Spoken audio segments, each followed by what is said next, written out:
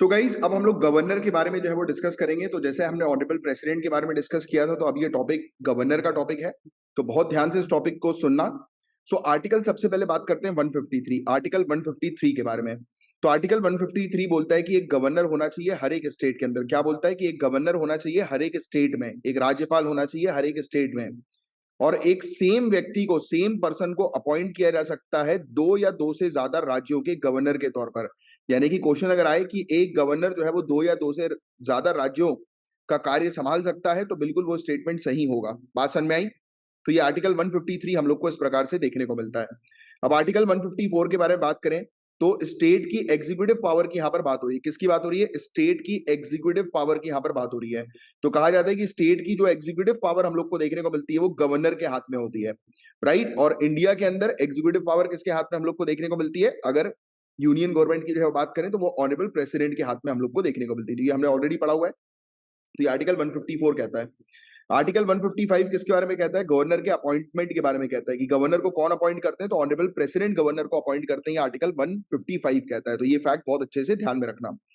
Apart from that article 156 जो है वो क्या कहता है कि टर्म की गवर्नर जो है वो कितने सालों के लिए ऑफिस में रहेंगे। तो गवर्नर जो है वो जब तक ऑनरेबल प्रेसिडेंट चाहते हैं तब तक वो अपने ऑफिस में रहते हैं। तो ये फैक्ट ध्यान में रखना कि governor hold office during the pleasure of the honourable president, की गवर्नर जो है वो ऑनरेबल प्रेसिडेंट के प्लेजर पर ही ऑफिस में रहते हैं। यानी कि जब तक ऑनरेबल प्रेसिडेंट चाहेंगे तब तक गवर्नर ऑफिस में हम लोग को देखने को मिलेंगे। And governor may resign his office by addressing his resignation letter to honourable president. तो गवर्नर अपना रेजिग्नेशन लेटर ऑनरेबल प्रेसिडेंट को देकर जो है वो रिजाइन भी कर सकते हैं। ये फैक्ट ध्यान में रखना। और governor shall hold office for a term of 5 years from the date on which he enters upon his office. तो एक्चुअल कॉन्स्टिट्यूशन के अंदर 5 साल का भी टर्म मेंशन है कि 5 years का टर्म जो है वह है वो गवर्नर का हम लोग को देखने को मिलता है कि गवर्नर 5 सालों के लिए ऑफिस में रहेंगे, बट जब चाहे तब ऑनरेबल प्रेसिडेंट गवर्नर को हटा भी सकते हैं। और ये कब तक ऑफिस में रहेंगे? जब तक कि इनका सक्सेसर एंटर नहीं कर जाता। यानी कि जब गवर्नर का जैसे फॉर एग्जांपल 5 years का टर्म खत्म हो गया, बट जब तक नया गवर्नर नहीं आ रहा है, जब तक पुराना गवर्नर जो है वो सर्व करेंगे। तो ये फैक्ट आप थोड़ा सा ध्यान में रखना। और गवर्नर के बारे में एक फैक्ट मैं आपको और बताऊं कि गवर्नर जो होते हैं वो बेसिकली सेंट्रल गवर्नमेंट जो हम लोग को देखने को मिलती है, सेंट्रल गवर्नमेंट उसके एजेंट होते हैं। जैसा सेंट्रल गवर्नमेंट बोलती है वैसा गवर्नर करते हैं। ये इन प्रैक्टिस चलता है। तो ये वाला फैक्ट भी आपको अच्छे से पता जो है वो होना चाहिए। बात समझ में आई? अब बात करते हैं हम लोग आर्टिकल 157 के बारे में। आर्टिकल 156 क्लियर हो गया ना? अब article 157, qualification for the appointment as governor. यानी कि गवर्नर को के लिए, गवर्नर को अपॉइंट करने के लिए क्या क्वालिफिकेशन चाहिए? तो a person is eligible for appointment of governor, appointment as governor if he is citizen of India and he has completed the age of 35 years। दो ही चीज चाहिए, इंडियन सिटीजन होना चाहिए पहली, और दूसरी 35 साल की उम्र उनकी होनी चाहिए। तो ये जो दो कंडीशन फॉलो करता है वो व्यक्ति गवर्नर बनने के लिए एलिजिबल होता है, राइट। बट ऑब्वियस ही बात है कि वही व्यक्ति गवर्नर बनता है जो बेसिकली पॉलिटिक्स में थोड़ा इन्वॉल्व है, सेंट्रल गवर्नमेंट के साथ इन्वॉल्व है, राइट। तो उनको जो है मेनली बनाया जाता है। अब आर्टिकल 158 की जो है वो बात करते हैं हम लोग। आर्टिकल 158 में क्या लिखा हुआ है? Condition of governor office. क्या लिखा हुआ है? Condition of governor office. Governor के ऑफिस की क्या कंडीशन है? तो governor shall not B a member of either house of the parliament. पहला पॉइंट, गवर्नर जो है वो दोनों हाउस में से किसी भी हाउस का मेंबर जो है वो नहीं होना चाहिए। First point, right. Shell not B the member of either house of the parliament. किसी भी मतलब मेंबर ऑफ पार्लियामेंट नहीं होना चाहिए। यानी कि दोनों, ना वो लोकसभा ना वो राज्यसभा, किसी का भी वो मेंबर जो है वो नहीं होना चाहिए। पहला पॉइंट याद रखना। Governor shall not B a member of house of the legislature of any state. मतलब स्टेट के अंदर, यानी कि वो एमएलए की पोजीशन पे नहीं होना चाहिए। यानी कि एक एमपी या एमएलए को गवर्नर नहीं बनाया जाएगा, राइट। अगर उसको गवर्नर बनना है तो उसको एमपी या एमएलए की पोजीशन छोड़नी पड़ेगी। He must vacate his seat in the house before entering his office as governor. जो मैंने आपको बताया कि अगर उसको गवर्नर बनना है एक व्यक्ति को, एक एमपी या एमएलए कोई व्यक्ति है, तो उसको अपनी एमपी या एमएलए की पोजीशन जो है वो छोड़नी पड़ेगी, राइट। फिर governor shall not hold any other office of profit. यानी कि अगर एक व्यक्ति गवर्नर की पोजीशन पर है तो वो व्यक्ति जो है वो किसी दूसरे सरकारी डिपार्टमेंट ऑफिस में जो है वो नहीं रहेंगे। बात क्लियर हुई? And governor is entitled to emolument allowances and privileges as specified in the second schedule। तो सेकंड शेड्यूल में जो भी चीज लिखी होगी गवर्नर को क्या क्या चीजें मिलेंगी, क्या क्या उनके प्रिविलेजेस होंगे, तो उसके अकॉर्डिंग जो है वो गवर्नर्स को अलाउंसेस प्रिविलेजेस जो है वो मिलेंगे सेकंड शेड्यूल के according. And emoluments and allowances of the governor shall not be diminished during his term of office, यानी कि जैसे ही एक बार गवर्नर को अपॉइंट कर दिया तो जो डिसाइड किया हुआ है कि उसको क्या क्या एमोल्यूमेंट, सैलरी, पर्क्स वगैरह जो भी चीज उसको मिलेंगी तो वो उससे छीनी नहीं जा सकती। बात समझ में आई? यहां तक क्लियर हुए पॉइंट्स? अब नेक्स्ट आर्टिकल 160 के बारे में बात करते हैं। तो ऑनरेबल प्रेसिडेंट में discharge the function of governor during the contingency, contingency मतलब इमरजेंसी। इमरजेंसी का जब भी पीरियड होता है, जब भी इमरजेंसी लगती है, तब उस दौरान हम लोग को देखने को मिलता है कि आपको पता है कि पूरी पावर जो है वो किसके हाथ में चली जाती है? सेंट्रल गवर्नमेंट के हाथ में। आप लोग जानते हैं ना कि पूरी पावर इमरजेंसी के समय पर सेंट्रल गवर्नमेंट के हाथ में चली जाती है। तो इस दौरान हम लोग को देखने को मिलता है कि ऑनरेबल प्रेसिडेंट जो होते हैं वो गवर्नर को जो है वो पूरी पावर जो है वो सौंप देते हैं कि ऑनरेबल प्रेसिडेंट जो है वो प्रेसिडेंट रूल जब लगाते हैं तो गवर्नर के पास जो है वो पूरी की पूरी पावर आ जाती है और सेंट्रल गवर्नमेंट जो है वो गवर्नर को डायरेक्ट करके उस पर्टिकुलर स्टेट के अंदर रूल्स रेगुलेशंस इंपोज करवाती है। तो ये आर्टिकल 160 ये समझा रहा है। आर्टिकल 161 की बारे में बात करें तो power of governor to grant pardon, pardon यानी कि क्षमा। तो गवर्नर के पास भी पावर होती है क्षमा देने की, यानी कि जो कोई कैदी वगैरह है तो उसकी सजा को कम करने वगैरह की पावर होती है। बट जब बात आती है डेथ पेनाल्टी की, जब बात आती है डेथ पेनाल्टी की, तो उस केस में सिर्फ ऑनरेबल प्रेसिडेंट ही मौत की सजा खारिज कर सकते हैं। तो ये फैक्ट आप ध्यान में रखना। डेथ पेनाल्टी के मामले में मौत की सजा को खारिज करने की पावर सिर्फ और सिर्फ ऑनरेबल प्रेसिडेंट के पास में है। और किसी भी स्टेट के जो गवर्नर जो होते हैं उनके पास पावर होती है पार्डन, रिप्राइव्स, रिस्पाइट या रेमिशन ऑफ पनिशमेंट की। तो ये चीज आप थोड़ा ध्यान में रखना। और ये सस्पेंड कर सकते हैं, रेमिट कर सकते हैं, कम्यूट कर सकते हैं सेंटेंस को, यानी कि एक व्यक्ति को जो सजा मिली है, जैसे फॉर एग्जांपल 5 साल की एक व्यक्ति को सजा मिली है तो उसकी सजा को कम किया जा सकता है। उसकी सजा का जो नेचर जो हम लोग को देखने को मिलता है उसको जो है वो चेंज किया जा सकता है, ऑल्टर किया जा सकता है। तो इस प्रकार की पावर जो है वो गवर्नर एंजॉय करते हैं। तो ये फैक्ट आप थोड़ा सा ध्यान में रखिएगा। तो हमने गवर्नर के बारे में पूरी चीज डिटेल में डिस्कस कर ली, जो जो आर्टिकल्स हैं, जो जो पावर्स गवर्नर को मिलती है। अब काउंसिल ऑफ मिनिस्टर्स की हम लोग बात करेंगे। काउंसिल ऑफ मिनिस्टर स्टेट के, यहां पर राज्यों के काउंसिल ऑफ मिनिस्टर की बात आ रही है, राइट। जैसे कि आपको पार्लियामेंट के केस में पता है कि पार्लियामेंट के केस में council of minister headed by prime minister to aid and advice president, पढ़ा हुआ है ना हमने ये वाली चीज। तो अब ये स्टेट की बात हो रही है, तो स्टेट के अंदर जो काउंसिल ऑफ मिनिस्टर होंगे उनके हेड कौन होंगे? Chief minister, right. तो ये बहुत नेचुरल सी चीज है। और चीफ मिनिस्टर जो है वो किसको एड और एडवाइस करेंगे? गवर्नर को, क्योंकि स्टेट की बात आ रही है। क्लियर ना? तो आर्टिकल 163 क्या कहता है, इस चीज को आप समझिए पहले कि council of minister to aid and advice governor. पहला पॉइंट तो यही बोल दिया इसने कि काउंसिल ऑफ मिनिस्टर जो है वो गवर्नर को एड एडवाइस करते हैं, right. Council of minister with chief minister at the head, council of minister के हेड में चीफ मिनिस्टर हम लोग को देखने को मिलते हैं जो कि एड और एडवाइस करते हैं गवर्नर को। तो ये इस प्रकार से कार्य होता है जो मैंने भी आपको पहले ही एक्सप्लेन कर दिया कि एक काउंसिल ऑफ मिनिस्टर है, उनके हेड कौन है? Chief minister. स्टेट के अंदर, राज्य के अंदर जो एड और एडवाइस किसको करेंगे? गवर्नर को। पॉइंट क्लियर हुआ? एंड वैलिडिटी जो गवर्नर के एक्ट्स की होती है under his discretionary power can not B questioned. मतलब गवर्नर के पास जो पावर्स होती हैं कि जैसे फॉर एग्जांपल जिस समय असेंबली जो है वो नहीं है, असेंबली नहीं है, राइट, रेसेस का पीरियड चल रहा है। रेसेस का पीरियड मैंने आपको समझाया था ना, रेसेस का पीरियड चल रहा है, तो उस दौरान हम लोग को जो है वो क्या चीज देखने को मिलेगी? गवर्नर जो है वो ऑर्डिनेंस लेकर आएगा, राइट। तो इस प्रकार की जो गवर्नर की जो अलग अलग पावर जो होती है उसको कोई भी क्वेश्चन नहीं कर सकता। एक और गवर्नर की डिस्क्रिशनरी पावर है, आपको पता है, जैसे कोई भी एक बिल है, एक बिल स्टेट लेजिस्लेटिव असेंबली ने जो है वो पास किया। अब ये बिल जो है वो पास हुआ तो कानून बनेगा कब? जब गवर्नर उस पर एसेंट देगा। गवर्नर उस पर एसेंट देंगे तब जाकर कानून बनेगा। बट गवर्नर के पास एक पावर है कि उस बिल को अपने पास रख लेंगे और बोलेंगे कि ये बिल जो है वो मैं प्रेसिडेंट के कंसिडरेशन के लिए अपने पास रख रहा हूं, यानी कि मैं ऑनरेबल प्रेसिडेंट से पूछूंगा कि ये बिल सही है कि नहीं है, और ऑनरेबल प्रेसिडेंट से राय लूंगा, फिर ऑनरेबल प्रेसिडेंट बताएंगे तब जाकर ये बिल मैं पास करूंगा। तो ये उनकी डिस्क्रिशनरी पावर होती है, राइट। तो ये फैक्ट भी थोड़ा सा ध्यान में रखिएगा। तो इस बारे में जो है वो आर्टिकल 163 में लिखा हुआ है कि गवर्नर के पास जो है वो डिस्क्रिशनरी पावर भी होती है और उसकी डिस्क्रिशनरी पावर को कोई क्वेश्चन नहीं कर सकता, कोई उस पर सवाल नहीं उठा सकता। Advice tender by minister to the governor can not be inquired into any court. जो भी एडवाइस मिनिस्टर्स ने गवर्नर को दी है उसको भी किसी कोर्ट में इंक्वायरी उसकी नहीं हो सकती। बात समझ में आई यहां तक सभी को? सभी कुछ चीजें क्लियर हुई? Article 163 clear? आगे बढ़े। अब आर्टिकल 164 की बात करते हैं। और भी कुछ प्रोविजंस हम लोग को मिनिस्टर से रिलेटेड देखने को मिलते हैं। जैसे मिनिस्टर के अपॉइंटमेंट की बात करें तो चीफ मिनिस्टर को अपॉइंट कौन करते हैं? गवर्नर। याद रखना, गवर्नर चीफ मिनिस्टर को अपॉइंट करते हैं। अब मुझे बताओ कि ऑनरेबल प्राइम मिनिस्टर को कौन अपॉइंट करता है? पार्लियामेंट के लेवल पर, यूनियन के लेवल पर, तो ऑनरेबल प्रेसिडेंट। सेम स्ट्रक्चर पूरा सेम है, जो यूनियन लेवल पर जो फंक्शनरी चल रही है वो सेम स्टेट लेवल पर भी एज इट इज फंक्शनरी हम लोग को देखने को मिलती है। बात समझ में आई?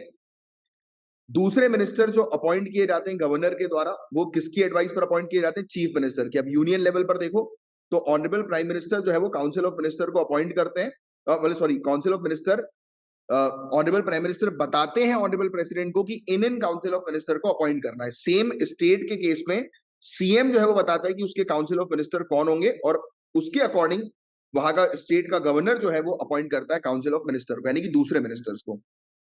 तो गवर्नर ने डायरेक्टली जो हाउस है उसकी जो मेजोरिटी पार्टी है उसके लीडर को चीफ मिनिस्टर अपॉइंट कर दिया, पहला पॉइंट। अब चीफ मिनिस्टर बताएगा कि उसके काउंसिल ऑफ मिनिस्टर कौन है, यानी कि कौन कौन उसके मंत्री हैं, कौन कौन उसके मिनिस्टर्स हैं, वो चीफ मिनिस्टर बताएंगे। और चीफ मिनिस्टर के बताने पर गवर्नर जो है वो उन लोगों को अपॉइंट करेगा जिन लोगों का नाम चीफ मिनिस्टर ने दिया है। बात समझ में आई? यहां तक क्लियर हुई पूरी चीजें? अब सुनो, मिनिस्टर जो है वो hold office during the pleasure of governor. तो ये चीज भी होती है, जिस समय भी चीफ मिनिस्टर बोल देंगे कि इस पर्टिकुलर मिनिस्टर को हटा दो, तो गवर्नर चीफ मिनिस्टर के बोलने पर उस मिनिस्टर को हटा देंगे। तो ये फैक्ट भी ध्यान में रखना। And total number of minister एक स्टेट के अंदर 15% से ज्यादा नहीं होने चाहिए total number of member of legislative assembly के। सेम केस हमने ये 15% का देखा ही था। पार्लियामेंट के भी केस में हमने लोकसभा के केस में देखा था कि लोकसभा के अंदर council of minister total house का 15% से ज्यादा नहीं होना चाहिए। सेम वही केस हम लोग को स्टेट लेजिस्लेटिव असेंबली के अंदर भी देखने को मिलता है। And number of minister including chief minister in state shall not be less than 12। अब स्टेट की बात हो रही है, देखो ये बहुत इंपॉर्टेंट फैक्ट है जो मैं भी आपको बता रहा हूं। ये चीज थोड़ा याद करने वाली है आर्टिकल 164 के अंदर, और इसका एक अच्छा आइडिया आप लोग को जो है वो होना चाहिए। क्या चीज जो है वो इसके अंदर मेंशन हम लोग को देखने को मिल रही है कि काउंसिल ऑफ मिनिस्टर जो होने चाहिए प्लस चीफ मिनिस्टर, ये स्टेट लेजिस्लेटिव असेंबली में टोटल नंबर जो स्टेट लेजिस्लेटिव असेंबली का है उसके 15% से ज्यादा नहीं होना चाहिए। यानी कि council of minister plus chief minister उस स्टेट लेजिस्लेटिव असेंबली की जो टोटल मेंबर है उसके 15% से ज्यादा नहीं होने चाहिए। और एक कंडीशन और है, किसी भी स्टेट के अंदर कम से कम minimum council of minister plus chief minister minimum 12 होने चाहिए। और मेंबर नहीं है लेजिस्लेचर का स्टेट के अंदर, तो वो 6 महीने के अंदर अंदर अपने आप को जो है वो मिनिस्टर बना ले। और अगर उसने 6 महीने के अंदर अंदर अपने आप को मिनिस्टर नहीं बनाया तो ऑटोमेटिकली जो है वो डिस्क्वालीफाई हो जाता है। तो ये चीज तो आप पहले भी पढ़ चुके हैं, मैं आपको एक्सप्लेन कर चुका हूं। तो एक व्यक्ति प्राइम मिनिस्टर तक बन सकता है बिना हाउस का मेंबर होने के बावजूद, यानी कि एक व्यक्ति हाउस का मेंबर नहीं है उसके बावजूद भी वो प्राइम मिनिस्टर बन सकता है। बट शर्त यह है कि 6 महीने के अंदर अंदर उसको उस हाउस की मेंबरशिप लेनी पड़ेगी। और अगर 6 महीने के अंदर उसने उस हाउस की मेंबरशिप नहीं ली तो उसको डिस्क्वालीफाई कर दिया जाएगा। सेम वही स्टेट में भी होता है, एक व्यक्ति मिनिस्टर या चीफ मिनिस्टर कोई भी बन सकता है, अगर वो हाउस का मेंबर नहीं है भी तो भी, यानी कि वो हाउस का मेंबर नहीं है तो भी उसको बना दिया जाएगा। यानी कि वो एमएलए नहीं है तो भी उसको चीफ मिनिस्टर बनाया जा सकता है, बट शर्त यह है कि 6 महीने के अंदर अंदर उसको इलेक्ट होना, राइट। और जो भी सैलरी अलाउंसेस जो होती है मिनिस्टर्स की वो सेकंड शेड्यूल में जो है वो लिखी हुई है, राइट। तो ये फैक्ट आप ध्यान में रखिएगा। अब जैसे अटॉर्नी जनरल हमने पढ़ा, तो एक होता है एडवोकेट जनरल। अब बताओ अटॉर्नी जनरल कौन होता है?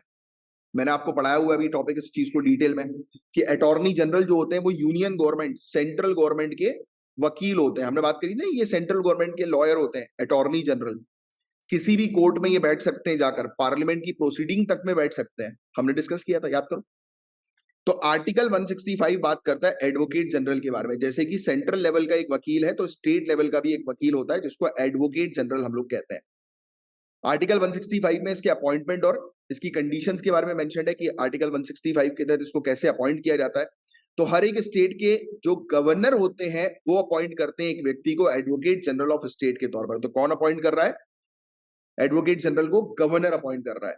सेकंड पॉइंट, एडवोकेट जनरल की क्वालिफिकेशन होनी चाहिए एक हाई कोर्ट के जज के तौर पर। जैसे कि हमने देखा अटॉर्नी जनरल की क्वालिफिकेशन होनी चाहिए, एक ऐसे व्यक्ति को अटॉर्नी जनरल बनाया जाएगा जो सुप्रीम कोर्ट का जज बनने की क्वालिफिकेशन रखता हो।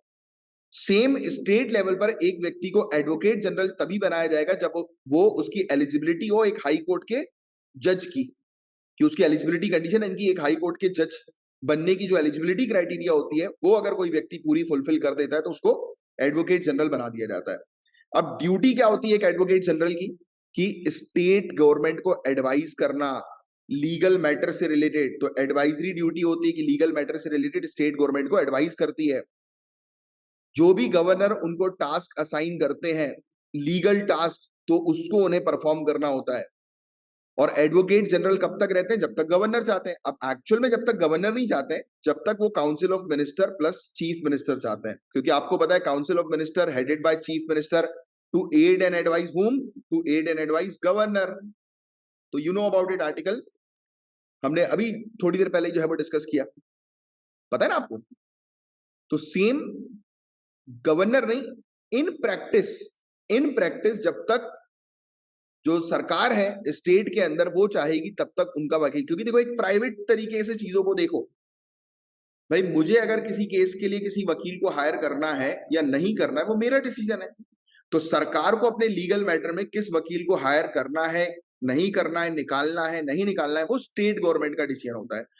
बट इन थ्योरी ऐसा दिखता है कि गवर्नर उन्हें अपॉइंट कर रहे हैं और गवर्नर उन्हें निकालते हैं, बट एक्चुअल में ये council of minister headed by chief minister बताते हैं कि इस व्यक्ति को हमें एडवोकेट जनरल बनाना है, तो गवर्नर उस व्यक्ति को अपॉइंट करते हैं एज अ एडवोकेट जनरल के तौर पर। यहां तक बातें क्लियर हुई? तो एडवोकेट जनरल कब तक ऑफिस में रहेंगे? जब तक गवर्नर चाहते हैं। और एडवोकेट जनरल को जो है वो पैसा कितना मिलेगा? जितना गवर्नर डिसाइड करेंगे। बट इन प्रैक्टिस आपको पता है कि गवर्नर नहीं, काउंसिल ऑफ मिनिस्टर डिसाइड करेंगे। क्लियर हो गया वाला आर्टिकल? आर्टिकल 165। अब हम बात करेंगे आर्टिकल 166 के बारे में, conduct of government business of state. अब स्टेट के अंदर जो है वो किस प्रकार से ऑपरेशंस हम लोग को जो है वो देखने को मिलते हैं। Conduct of government business of state. तो conduct of business of government of state के बारे में बात करेंगे तो सभी के सभी executive action government of state के किसके नाम पर लिए जाते हैं? गवर्नर के नाम पर। जैसे कि आपको पता है जितने भी यूनियन गवर्नमेंट के जितने भी जो भी कार्य होते हैं, एग्जीक्यूटिव एक्शन जो होते हैं यूनियन गवर्नमेंट के, वो ऑनरेबल प्रेसिडेंट के नाम पर लिए जाते हैं। पता है ना ये वाली चीज आपको? सेम वैसे ही स्टेट लेवल पर स्टेट के जितने भी एग्जीक्यूटिव एक्शन होते हैं वो गवर्नर के नाम पर लिए जाते हैं। जो भी ऑर्डर और दूसरे इंस्ट्रूमेंट जो होते हैं जो गवर्नर के नाम पर रिलीज किए जाते हैं उस पर कोई भी सवाल नहीं उठाया जा सकता। बट हाँ, जुडिशरी उस पर जुडिशियल रिव्यू के थ्रू सवाल उठा सकती। अब आर्टिकल 167, ड्यूटीज चीफ मिनिस्टर की क्या है? सो ड्यूटी होती है चीफ मिनिस्टर की कि वो गवर्नर को बताएं कि वो स्टेट के अंदर क्या क्या डिसीजन ले रहे हैं। तो सभी डिसीजन जो स्टेट के अंदर लिए जाते हैं वो गवर्नर को बताया जाता है चीफ मिनिस्टर के द्वारा। जो भी गवर्नर अगर किसी मिनिस्टर को बोलते हैं कि भाई आप अपना ओपिनियन रखो, आप बताओ, जैसे कि अपन ने पार्लियामेंट के केस में देखा था कि ऑनरेबल प्रेसिडेंट भी किसी मिनिस्टर को बोल सकते हैं कि भाई इस कानून के मामले में आपकी क्या राय है, आप बताइए, तो मिनिस्टर उनको बताते हैं। तो ऐसा भी हम लोग को सिनेरियो देखने को मिलता है। ये ड्यूटी होती है चीफ मिनिस्टर की कि जब भी गवर्नर पूछ रहे हैं चीफ मिनिस्टर को कि भाई बताओ कि क्या किस प्रकार से प्रशासन चल रहा है स्टेट के अंदर, तो चीफ मिनिस्टर गवर्नर को पूरी चीज बताएंगे। कानून से रिलेटेड, प्रशासन से रिलेटेड, हर चीज से रिलेटेड चीफ मिनिस्टर जो है वो गवर्नर को चीजें बताएंगे, खुद से भी बताएंगे और गवर्नर के पूछने पर भी बताएंगे। तो ये आर्टिकल 167 में ड्यूटीज बताई जाती है कि क्या ड्यूटीज होती है चीफ मिनिस्टर की गवर्नर के प्रति। फिर स्टेट लेजिस्लेचर हमारा नेक्स्ट टॉपिक, तो आर्टिकल 168, तो constitution of legislature in state. तो स्टेट लेजिस्लेचर में कौन कौन चीजें आती हैं, जैसे कि हमने डिस्कस की ना कि पार्लियामेंट में कौन कौन आते हैं, तो पार्लियामेंट में लोकसभा और राज्यसभा आती है ना? नहीं, Lok Sabha Rajya Sabha plus honourable president, तो ये तीन चीजें किसमें आती है? पार्लियामेंट में आती है। तो स्टेट लेजिस्लेचर में क्या क्या आएगा? State legislative assembly, state legislative council, ये ऑप्शनल है ये, क्योंकि सभी स्टेट में लेजिस्लेटिव काउंसिल नहीं है, राइट? स्टेट्स जो है वो बाई कैमरल लेजिस्लेचर स्टेट्स में नहीं नजर आती हम लोग को, ज्यादातर स्टेट्स में, कुछ कुछ स्टेट्स में है। और तीसरा गवर्नर, तो जैसे कि यूनियन लेवल पर लोकसभा राज्यसभा प्रेसिडेंट, तो स्टेट लेवल पर स्टेट लेजिस्लेटिव असेंबली में आते हैं स्टेट लेजिस्लेटिव असेंबली अगर काउंसिल है तो, और गवर्नर। अब आर्टिकल 169 को बहुत ध्यान से समझना। जैसे कि आपको पता है कि यूनियन लेवल पर बाई कैमरल स्ट्रक्चर हमें देखने को मिलता है, यानी कि दो हाउस हैं, एक लोकसभा है और एक राज्यसभा। वैसे ही स्टेट लेवल पर भी हम लोग को एक ऑप्शन बाय कैमरल लेजिस्लेचर का देखने को मिलता है। स्टेट पर भी स्टेट लेजिस्लेटिव असेंबली और स्टेट लेजिस्लेटिव काउंसिल हो सकती है। हो सकती इसलिए बोल रहा हूं मैं क्योंकि सभी स्टेट के पास स्टेट लेजिस्लेटिव काउंसिल नहीं है, सेकेंड हाउस नहीं है। तो आर्टिकल 169 यही बोलता है कि सेकेंड हाउस को क्रिएट करो या हटा दो। तो कैसे क्रिएट किया जा सकता है सेकेंड हाउस को, या कैसे हटाया जा सकता है? एक रेजोल्यूशन के थ्रू। और रेजोल्यूशन पास किया जाता है मतलब स्पेशल मेजोरिटी के थ्रू। पहली कंडीशन ये है कि ये देखा जाता है कि जो टोटल हाउस के मेंबर हैं, यानी कि स्टेट लेजिस्लेटिव असेंबली के जो टोटल मेंबर हैं, उनका 50% प्लस मतलब वो होने चाहिए, उनकी मेजोरिटी होनी चाहिए। और not less than 2/3 of the member of the assembly present and voting. दो चीज, एक तो सिंपल मेजोरिटी और एक स्पेशल मेजोरिटी, यानी कि टोटल हाउस के 50% प्लस होने चाहिए, या फिर हाउस में जो मेंबर मौजूद है, प्रेजेंट है और जो वोट डाल रहे हैं, उनके 2/3 वोट की आवश्यकता है। तो सिंपल और स्पेशल दोनों मेजोरिटी के थ्रू जो है वो रेजोल्यूशन पास किया जा सकता है। और इस रेजोल्यूशन के माध्यम से एक स्टेट लेजिस्लेटिव काउंसिल को बनाया या हटाया जा सकता है, ये आर्टिकल 169 कहता है। अब आर्टिकल 170 के अंदर जो है वो क्या चीज लिखी हुई है? Composition of legislative assembly. तो लेजिस्लेटिव असेंबली में क्या क्या चीजें होती हैं? पहली चीज, not more than 500 member chosen bye direct election. एक लेजिस्लेटिव असेंबली के अंदर डायरेक्ट इलेक्शन में 500 से ज्यादा मेंबर्स नहीं होने चाहिए, not more than 500 plus members. And direct election में 60 से कम मेंबर्स नहीं होने चाहिए, यानी कि मैक्सिमम स्ट्रेंथ जो स्टेट लेजिस्लेटिव असेंबली की होगी वो 500, मिनिमम स्ट्रेंथ 60 होनी चाहिए। स्टेट जो है उनको टेरिटोरियल कॉन्स्टिट्यूएंसी में डिवाइड किया जाए पॉपुलेशन के आधार पर। जैसे कि आपको पता है ना कि जब आप अपने एमएलए को चूज करते हो, यानी कि जब आप अपने एमएलए को चूज करते हो तो आपके एरिया का वो एमएलए होता है, उस कॉन्स्टिट्यूएंसी का वो व्यक्ति एमएलए होता है ना? तो वो पॉपुलेशन के आधार पर ये कॉन्स्टिट्यूएंसी बनाई जाती है, जिसको डीलिमिटेशन कमीशन बनाता है। कौन बनाता है? Delimitation commission. तो ये वाली चीज भी आपको पता है। और डीलिमिटेशन कमीशन बताओ कि अब नेक्स्ट कॉन्स्टिट्यूएंसी पूरे इंडिया की कब बनाएगा, इंडिया और स्टेट लेवल पर, यानी कि एमपीज और एमएलए की कॉन्स्टिट्यूएंसी जो है वो कब बनाएगा? 2031 के सेंसस पर, क्योंकि 2026 तक जो है वो इस प्रैक्टिस को फ्रीज कर दिया गया है। पता है ना, वाली बात हमने डिस्कस भी किया था। तो टेरिटोरियल कॉन्स्टिट्यूएंसी जो है वो कब, देखो लिखा भी है इसमें कि पहला सेंसस जो है वो होगा जब 2026 के बाद, तो उसके बाद हम लोग को देखने को मिलेगा कि नई कॉन्स्टिट्यूएंसी जो है वो बनाई जाएंगे। अभी के लिए सब कुछ फ्रीज कर दिया गया है। बात समझ में आ गई? सो गाइज, अब हम लोग बात करेंगे आर्टिकल 171 के बारे में। तो आर्टिकल 171 जो बात करता है वो लेजिस्लेटिव काउंसिल के बारे में बात करता है कि लेजिस्लेटिव काउंसिल जो है वो किस तरीके से बनी है। सो देखिए, आप देख सकते हैं कि इसमें मेंशन है कि total number of member in the legislative council, कि लेजिस्लेटिव काउंसिल में टोटल कितने मेंबर्स जो है वो होंगे। तो पहला पॉइंट हम लोग को देखने को मिल रहा है, shall not exceed 1/3 of the member in the legislative assembly of that particular state. तो जो स्टेट लेजिस्लेटिव असेंबली है, स्टेट लेजिस्लेटिव असेंबली, उसके टोटल मेंबर का 1/3 से ज्यादा नहीं होना चाहिए। मतलब कि हमेशा स्टेट लेजिस्लेटिव काउंसिल जो है उसके मेंबर्स स्टेट लेजिस्लेटिव असेंबली से जो है वो कम रहेंगे। हमेशा हम लोग को ये चीज, ये फैक्टर जो है वो देखने को मिलेगा। तो ये पॉइंट बहुत अच्छे से ध्यान में रखिएगा। तो हमें पहला पॉइंट मिल गया कि स्टेट लेजिस्लेटिव असेंबली के 1/3 से ज्यादा मेंबर जो है वो स्टेट लेजिस्लेटिव काउंसिल के अंदर नहीं होने चाहिए, राइट? तो हमेशा स्टेट लेजिस्लेटिव काउंसिल जो है वो ज्यादा मेंबर की बॉडी, बड़ी बॉडी हम लोग को देखने को मिलेगी। और एक पॉइंट ये है कि shall in no case less than 40, यानी कि कम से कम 40 मेंबर्स तो होना चाहिए, minimum 40 members, maximum state legislative assembly का 1/3। अब ये चीज आप ध्यान में रखिए, ठीक है? अब इलेक्शंस की बात करें कि ये मेंबर कैसे इलेक्ट होते हैं। तो देखिए, 1/3, यानी कि इसमें अब आपको ये चीज याद रखने वाली है, इसके 1/3 मेंबर जो है उनको कौन इलेक्ट करता है? तो उसको इलेक्ट करते हैं म्युनिसिपैलिटीज, डिस्ट्रिक्ट बोर्ड या दूसरी लोकल अथॉरिटीज जो है स्टेट की, उनके मेंबर्स। तो इलेक्टोरेट्स यानी कि वोटर्स की यहां पर बात हो रही है। तो 1/3 मेंबर जो होंगे उन्हें ये लोग इलेक्ट करेंगे, म्युनिसिपैलिटीज, डिस्ट्रिक्ट बोर्ड और दूसरी लोकल अथॉरिटीज स्टेट के अंदर।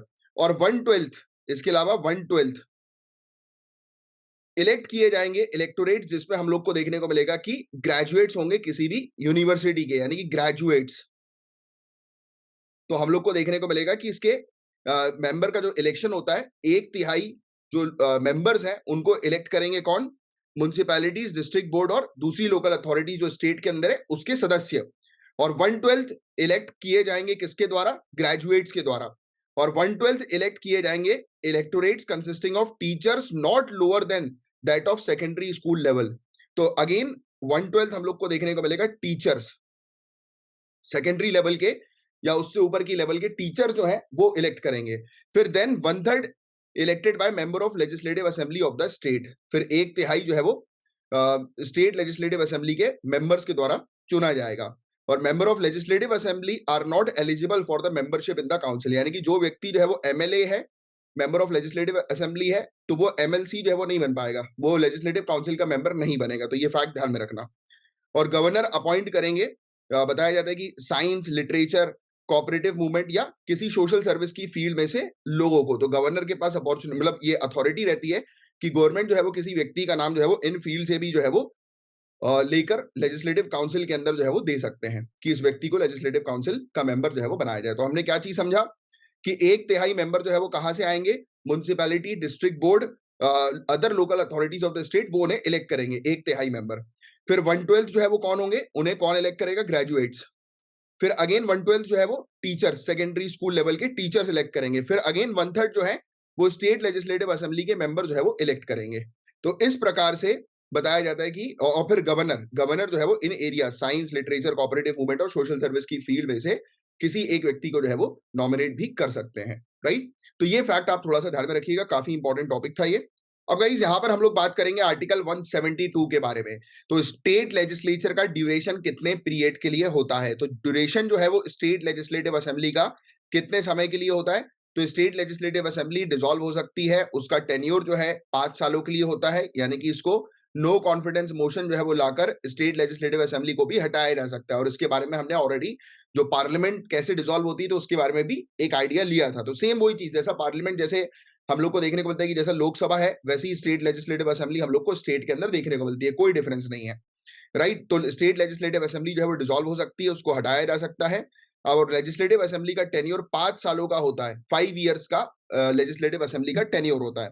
एक्सेप्शन की बात करें तो ये लेजिस्लेटिव असेंबली का जो ड्यूरेशन है उसको एक्सटेंड किया जा सकता है पार्लियामेंट के थ्रू कानून बनाकर, इमरजेंसी की सिचुएशन में, इमरजेंसी के दौरान, यानी कि जब भी स्टेट में इमरजेंसी लगी है तो उस दौरान जो है वो पार्लियामेंट के द्वारा, पार्लियामेंट याद रखना, प्रेसिडेंट नहीं, पार्लियामेंट, कि जब भी इमरजेंसी है तो पार्लियामेंट कानून बनाकर स्टेट के ड्यूरेशन को जो है वो बढ़ा सकती है, यानी कि वहां पर इलेक्शंस नहीं होंगे और पार्लियामेंट कानून बनाकर एक्सटेंड कर सकती है period exceeding 1 year at a time, यानी कि एक बार में 1 साल का पीरियड जो है वो बढ़ाया जा सकता है। यानी कि फॉर एग्जांपल कि स्टेट लेजिस्लेटिव असेंबली जो है वो 5 सालों में रद्द होगी, दूसरी नया जनरल इलेक्शन होगा और फिर नई असेंबली आएगी, तो +1 करके जो है वो उसको बढ़ाया जा सकता है। और बट ये भी जो है वो कहा जा रहा है कि जैसे ही इमरजेंसी खत्म होती है, जैसे ही इमरजेंसी एंड होती है, तो 6 महीने के अंदर अंदर इलेक्शंस कंडक्ट करवा के एक नई सरकार बनानी है। यानी कि इमरजेंसी जैसे ही फिनिश हो रही है उसके 6 महीने के अंदर जो है वो इलेक्शंस हो जाएंगे और इलेक्शन होकर नई सरकार जो है वो आ जाएगी,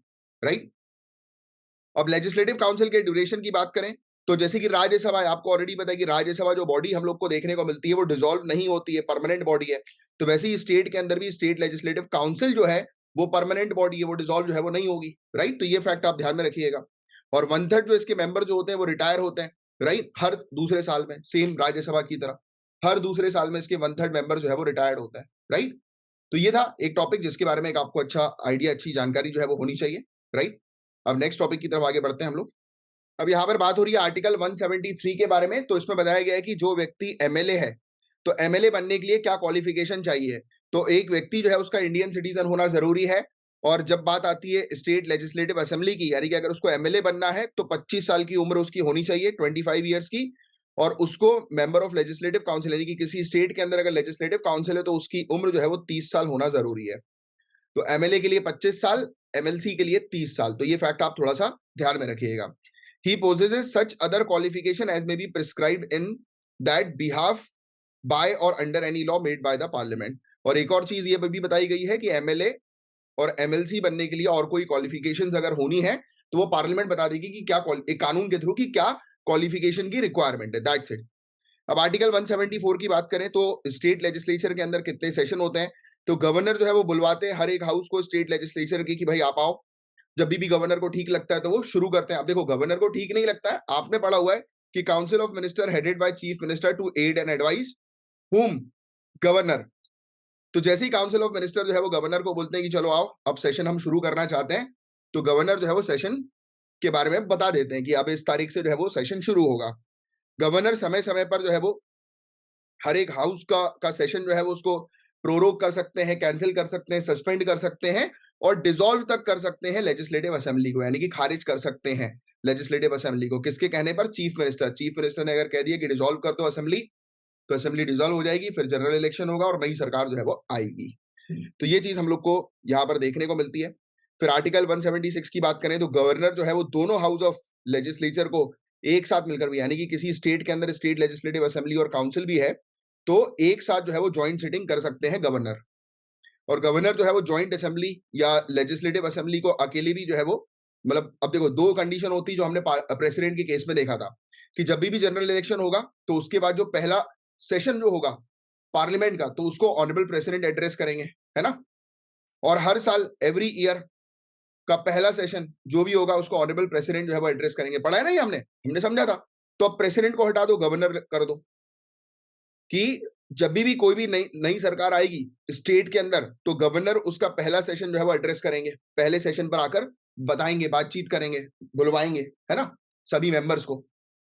सेकेंडली, हर साल का पहला सेशन जो भी होगा उसमें गवर्नर जो है वो एड्रेस देंगे। तो ये सिंपल सी चीजें हैं, बस आपको थोड़ा सा ध्यान में रखना आर्टिकल के साथ। बहुत सिंपल है, ये पूरी चीजें याद करने की आपको जरूरत नहीं है। अब आर्टिकल 177 के बारे में हम लोग चर्चा करते हैं। Rights of ministers and advocate general as respects house. तो आपको ऑलरेडी पता है कि अटॉर्नी जनरल के क्या अधिकार थे जो हमने डिस्कस किया था। तो वैसे ही स्टेट में हम लोग को एडवोकेट जनरल देखने को मिलता है। आप याद आ रहा है ना कि एडवोकेट जनरल कौन है? जो स्टेट का वकील है, राइट। तो पूरी चीज रिकॉल करते भी चलो, हमारा ऑब्जेक्टिव ये होना चाहिए कि पढ़ते पढ़ते हमें पूरी चीज याद भी हो जाए, राइट। सो मिनिस्टर जो है और एडवोकेट जनरल है, तो उनके पास अधिकार होता है कि अब ऑब्वियसली बात है, मिनिस्टर के पास तो अधिकार है कि वो लेजिस्लेचर के अंदर जो है वो बात करेंगे, बोलेंगे, डिस्कस करेंगे, राइट। सेम हम लोग को जो है वो इनके पास भी देखने को मिलता है कि एडवोकेट जनरल भी हाउस में बैठते हैं। जैसे कि आपको पता है कि अटॉर्नी जनरल हाउस में बैठते हैं, वैसे ही एडवोकेट जनरल भी हाउस में बैठते हैं। और आपको शायद याद हो तो मैंने आप लोग को बताया हुआ है कि क्यों ये पावर जो है वो दी हुई है एडवोकेट जनरल को हाउस में बैठने की। क्योंकि वो सरकार का वकील है, उसको पता होना चाहिए कि कब कौन सी चीज हो रही है और क्या, मतलब किस प्रकार से जो है वो काउंटर करना है केस को। तो इसीलिए वो बैठते हैं, जो कि लीगल एडवाइस दे सकें गवर्नमेंट को, राइट, वेरियस मैटर्स पे। और फिर किसी भी जॉइंट सिटिंग हाउस की उसमें इनकी ये बैठ सकते हैं, किसी भी हाउस में बैठ सकते हैं, किसी भी कमिटी में बैठ सकते हैं, राइट। और एडवोकेट जनरल जो है, हालांकि मिनिस्टर को वोट देने का अधिकार होता है, बट एडवोकेट जनरल वोट नहीं देंगे, क्योंकि ऑब्वियस सी बात है कि वो पब्लिक के रिप्रेजेंटेटिव जो है वो नहीं है, राइट। ये वाला पॉइंट क्वेश्चन अगर आ जाए कि क्यों एडवोकेट जनरल को वोट देने का अधिकार नहीं है, क्योंकि वो पब्लिक का रिप्रेजेंटेटिव नहीं है। और डेमोक्रेसी है हमारे यहाँ, और डेमोक्रेसी के थ्रू हम लोग को क्या चीज देखने को मिलता है कि हमारी पार्लियामेंट या हमारे हाउस में पब्लिक रिप्रेजेंटेटिव हैं, यानी कि हमारे द्वारा चुने गए मंत्री हैं, राइट। पब्लिक रिप्रेजेंटेटिव हम लोग को देखने को मिलते हैं, मंत्री या फिर एमपी एमएलए आप बोल सकते हो, राइट। तो ये चीज हम लोग को देखने को मिल रही है। अब नेक्स्ट टॉपिक की बारे में बात करें तो officers of the state legislature. अब स्टेट लेजिस्लेचर के ऑफिसर्स की बात हो रही है। जैसा हमने ऑफिसर्स पार्लियामेंट के ऑफिसर्स को डिस्कस किया था, वैसे ही स्टेट के लेजिस्लेचर के ऑफिसर्स को डिस्कस करेंगे। तो लेजिस्लेटिव असेंबली के अंदर एक स्पीकर और डेप्यूटी स्पीकर होते हैं, राइट, क्लियर, जो हाउस को वो करते हैं, एड्रेस करते हैं, राइट। आर्टिकल 178 के बारे में बात करें तो legislative assembly shall choose the speaker and deputy speaker. तो सिंपल सी चीज लिखी है कि जो लेजिस्लेटिव असेंबली है वो किसी डेप्यूटी स्पीकर या स्पीकर को चूज करेगी। अब आर्टिकल 179 के बारे में जो है वो चर्चा करें तो इसमें लिखा हुआ है कि किस प्रकार से ऑफिस जो है स्पीकर और डेप्यूटी स्पीकर का किस प्रकार से वो खाली होगा, रेजिग्नेशन के माध्यम से या रिमूवल के माध्यम से। तो स्पीकर और डेप्यूटी स्पीकर अपना ऑफिस जो है वो छोड़ सकते हैं, right, if he ceases to be the member of legislative assembly. यानी कि अगर कोई व्यक्ति एमएलए की पोस्ट से जो है वो हट जाता है तो ऑटोमेटिकली, और वो अगर स्पीकर है तो ऑटोमेटिकली उसकी पोस्ट खत्म हो जाएगी। कभी भी ये बेसिकली स्पीकर जो है वो डेप्यूटी स्पीकर को, डेप्यूटी स्पीकर स्पीकर को अपना रेजिग्नेशन लेटर दे सकते हैं। कभी भी इनको रिजाइन करना है तो ये कभी भी इस पोस्ट के लिए रेजिग्नेशन के लिए, जैसे स्पीकर को रिजाइन करना है तो वो डेप्यूटी स्पीकर को दे देंगे, डेप्यूटी स्पीकर को रिजाइन करना है तो वो स्पीकर को रेजिग्नेशन लेटर जो है वो देंगे। तो ये फैक्ट थोड़ा सा ध्यान में रखिएगा। और इनको रिमूव किया जा सकता है इनके ऑफिस से, यानी कि स्पीकर के पद से रिमूव किया जा सकता है एक रेजोल्यूशन के through, pass by the majority of all the then member of the assembly. Simple majority, यानी कि जो भी लोग वहां पर प्रेजेंट है हाउस के अंदर, तो उनकी मेजोरिटी के थ्रू स्पीकर को जो है वो हटाया जा सकता है पोजीशन से, right. And whenever the legislative assembly is dissolve, तो जब भी लेजिस्लेटिव असेंबली डिसॉल्व होती है, खत्म होती है, तो उस समय स्पीकर अपने ऑफिस को खाली नहीं करते, क्योंकि आपको मैंने पार्लियामेंट के स्पीकर को पढ़ाया हुआ है, बिल्कुल सेम स्टेट के स्पीकर भी हैं। तो अभी तक जब आपने स्टार्टिंग के टॉपिक अगर ध्यान से पढ़े होंगे, ये सब टॉपिक तो आपको बच्चे लग रहे होंगे, लग रहा होगा कि यार ये तो बिल्कुल सेम ही तो प्रोसीजर है। एक चीज याद करनी है, फायदा दो चीजों का हो जाएगा, राइट। तो बताया यही है कि जब भी हमें देखने को मिलता है कि हाउस डिसॉल्व होता है, लेजिस्लेटिव असेंबली डिसॉल्व होती है, तो उस दौरान स्पीकर अपने पद को, अपनी पोजीशन को छोड़ते नहीं है। उस दौरान हम लोग को क्या चीज जो है वो देखने को मिलती है कि जब तक कोई नया स्पीकर इलेक्ट होकर ना आ जाए, तब तक वो उस पोजीशन पर रहेंगे, क्योंकि वो उस हाउस को प्रिसाइड करते हैं, एड्रेस करते हैं। अच्छा, एक और चीज आपको शायद पता होगी कि जो मेंबर्स जो हाउस के हम लोग को देखने को मिलते हैं, राइट, तो वो किसको संबोधित करते हैं, यानी कि देखिए ये हाउस है और हाउस के अंदर जो है वो मेंबर्स बैठे हुए हैं, ठीक है, और यहाँ पर स्पीकर की सीट हम लोग को जो है वो देखने को मिलती है। तो किसी भी अगर मेंबर को कुछ चीज बोलनी होती है तो स्पीकर की तरफ जो है वो देखकर बोलते हैं, स्पीकर को एड्रेस करते हैं, राइट। तो ये फैक्ट आप थोड़ा सा ध्यान में रखिएगा। हालांकि बीच बीच में आपने देखा होगा कि अपोजिशन और रूलिंग पार्टी के बीच में जो है वो लड़ाई झगड़ा हो जाता है, एक दूसरे की तरफ गुस्से में देखते रहते हैं, आंख वाँख जो है वो दिखाते रहते हैं, राइट। तो ये चीज हम लोग को देखने को मिलती है। तो ये हमने जो है बड़ा आर्टिकल 179 के बारे में। अब आर्टिकल 180 सामने आ रहा है आपके। Powers of the deputy speaker and other person to perform the duties of the office of और टू एक्ट एज स्पीकर। तो जब स्पीकर की पोजीशन जो है वो खाली है, तब उस दौरान डेप्यूटी स्पीकर स्पीकर की पोजीशन लेंगे और स्पीकर के कर्तव्य को निभाएंगे, राइट। तो जब भी स्पीकर की पोजीशन खाली है तो डेप्यूटी स्पीकर जो है वो स्पीकर के तौर पर एक्ट करेंगे। अब चलो मान लेते हैं स्पीकर भी एब्सेंट है, डेप्यूटी स्पीकर भी एब्सेंट है, फिर कौन आएगा? तो गवर्नर जो है वो अपॉइंट करेंगे किसी भी व्यक्ति को इस पर्पस के लिए। गवर्नर किसी को भी अपॉइंट कर सकते हैं। हालांकि ये पता है पहले से ही वो बन जाता है इनका चार्ट कि अगर ये स्पीकर एब्सेंट है, डेप्यूटी स्पीकर एब्सेंट है, तो इस पर्टिकुलर मेंबर को जो है वो स्पीकर के पद पर जो है वो बैठा दिया जाएगा, यानी कि स्पीकर की पोस्ट पे बैठा। वो पहले से ही पूरा डिसाइडेड रहता है, वो 2 मिनट का खेल होता है। गवर्नर बोलते बस एक गवर्नर जो है वो ऑफिशियल सील साइन मारकर उस व्यक्ति को देते हैं कि चलो अभी आप ये कार्यभार जो है वो संभालो। तो ये चीज है। अब लेजिस्लेटिव काउंसिल के बारे में बात करें तो देखो लेजिस्लेटिव असेंबली क्लियर हो गया। अब लेजिस्लेटिव काउंसिल के बारे में बात करते हैं, छोटा सा टॉपिक है। इसमें चेयरमैन और डेप्यूटी चेयरमैन होते हैं, जैसे कि पार्लियामेंट के अंदर, लोकसभा के अंदर स्पीकर, डेप्यूटी स्पीकर, सेम वैसे ही स्टेट के अंदर, पार्लियामेंट के लोकसभा के अंदर स्पीकर डेप्यूटी स्पीकर, राज्यसभा के अंदर चेयरमैन डेप्यूटी चेयरमैन। वैसे ही स्टेट के अंदर लेजिस्लेटिव असेंबली के अंदर स्पीकर डेप्यूटी स्पीकर, अब लेजिस्लेटिव काउंसिल के अंदर चेयरमैन डेप्यूटी चेयरमैन। क्लियर हुई वाली बात? तो आर्टिकल 182 बोलता है कि लेजिस्लेटिव काउंसिल जो है उनको चूज करना होगा स्पीकर और डेप्यूटी स्पीकर को, या फिर चेयरमैन और डेप्यूटी चेयरमैन को, ये टर्म यूज किया जाता है। आर्टिकल 183 क्या कहता है कि vacation, resignation and removal of the office of chairman and deputy chairman, कि चेयरमैन और डेप्यूटी चेयरमैन को कैसे रिमूव किया जाएगा, कैसे इसका ऑफिस जो है वो खाली होगा।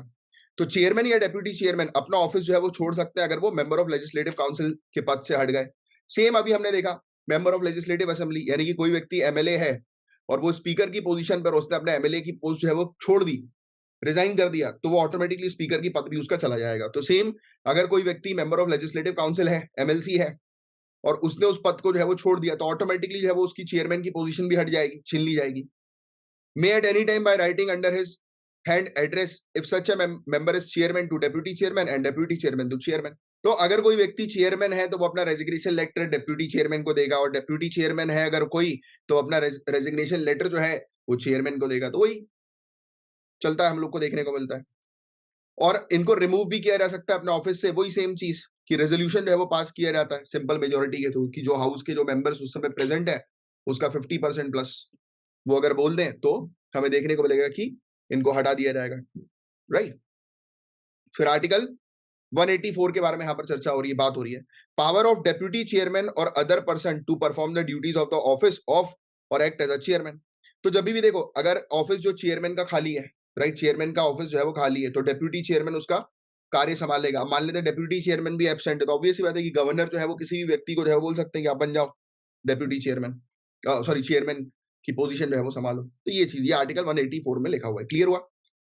अब आर्टिकल 185 के बारे में बात करते हैं। चेयरमैन और deputy chairman can not preside while a resolution for his removal from office is under consideration. Very important point, कि चेयरमैन या डेप्यूटी चेयरमैन ये हाउस में प्रिसाइड नहीं करेगा, मतलब कि ये हाउस में बैठेंगे नहीं। डिसीजन जो होता है ना कि कई बार टाई वगैरह हो जाता है तो उस समय कास्टिंग वोट जो है वो डालते हैं प्रिसाइडिंग ऑफिसर, राइट? और प्रिसाइडिंग ऑफिसर जो है वो राज्यसभा, सॉरी, लेजिस्लेटिव काउंसिल के बारे में हम लोग चर्चा करें तो उस मामले में चेयरमैन और डेप्यूटी चेयरमैन है। तो बोला जा रहा है आर्टिकल 185 के तहत कि जो चेयरमैन और डेप्यूटी चेयरमैन है तो वो ऐसे रेजोल्यूशन को प्रिसाइड नहीं करेंगे जो रेजोल्यूशन उनके रिमूवल से रिलेटेड है।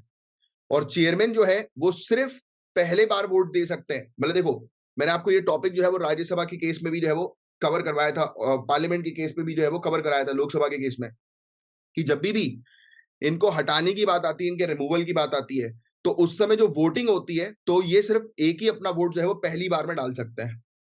कास्टिंग वोट नहीं माना जाएगा। कास्टिंग वोट का मतलब टाई वाला वोट।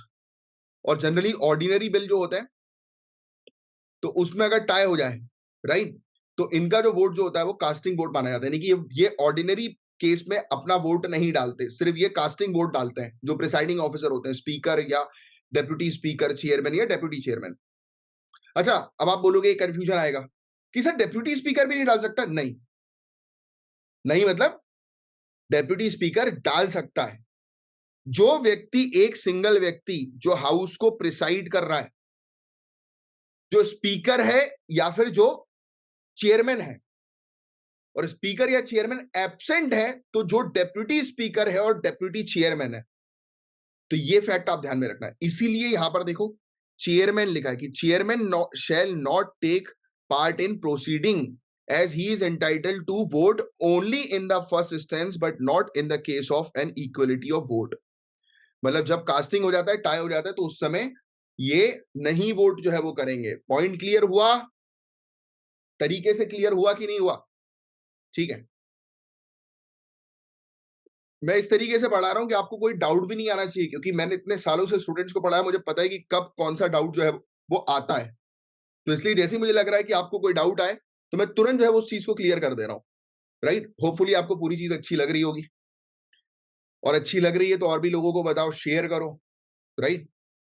आप ही के कॉन्ट्रीब्यूशन से झांसर एकेडमी फॉर आईएएस जो है वो आगे बढ़ेगी, और इसी प्रकार से मैं मेहनत करते रहूंगा, राइट, आप लोगों के लिए कंटिन्यूअसली।